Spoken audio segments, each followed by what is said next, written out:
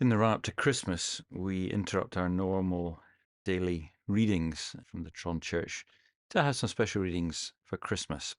These are from my father, James Philip, and they're on various texts to do with the Christmas message. Here's the first: Peace on earth. Luke 12, verse 51. Do you think that I've come to give you peace on earth? No, I tell you, but rather division. There's no denying the special atmosphere that prevails at Christmas time. Charles Dickens once said there's magic in the very name of Christmas. The world speaks quite frankly of the season of good cheer. It gives way to a rejoicing and generosity and even kindliness that it will not show again for another year.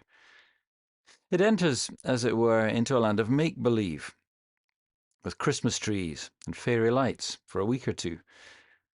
And then, when all is over, resigns itself to the cold, sullen reality of modern life.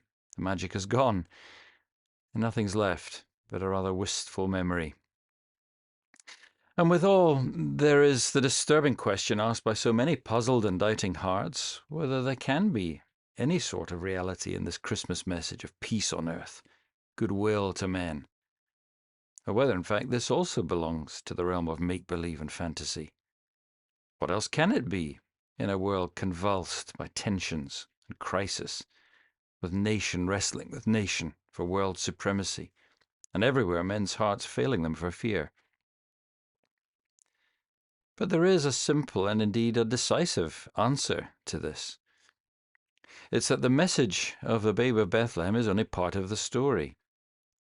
What we must realize through the gospel is that he who once came as a babe has promised to come again as a king, to usher in the kingdom of righteousness and peace. As the ancient prophecy puts it, the government shall be upon his shoulder. As a matter of fact, paradoxical as it may seem, the deepest thought about Christmas lies in the future. For us who believe on his name, the best part of Christmas hasn't happened yet. And every Christmas season that comes reminds us that now is our salvation nearer than when we first believed, and that at last our eyes shall see him, not in that poor lowly stable, but set at God's right hand on high. Then, but not till then, will all that is spoken of him in the Scriptures come to pass. For the Christian, Christmas is the time which reminds him of the great glad day for which, as Paul says, the whole creation waits with eager longing.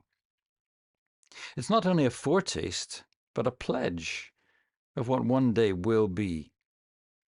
For whereas now he offers peace to men and nations, then he will enforce it as the king whose right and prerogative it is to do so. The message of Christmas, then, is a foretaste of that coming day, a harbinger of something that still lies in the future, just as the snowdrop is a harbinger of spring, telling us, as C.S. Lewis so beautifully points out in his book on miracles, that we have turned the corner of the year. Summer is coming, but it is still some way off. And the snowdrops don't last long, but they prophesy. And even if further snowstorms come, they often do, the signs of coming spring have been seen in their blooming. We're still living in the frosts and the cold east winds of the old order, and what a bitter winter it's proving to be. But the everlasting spring of God's love and grace is on the way, and Christmas is his gracious foretaste and reminder that we do not hope in vain.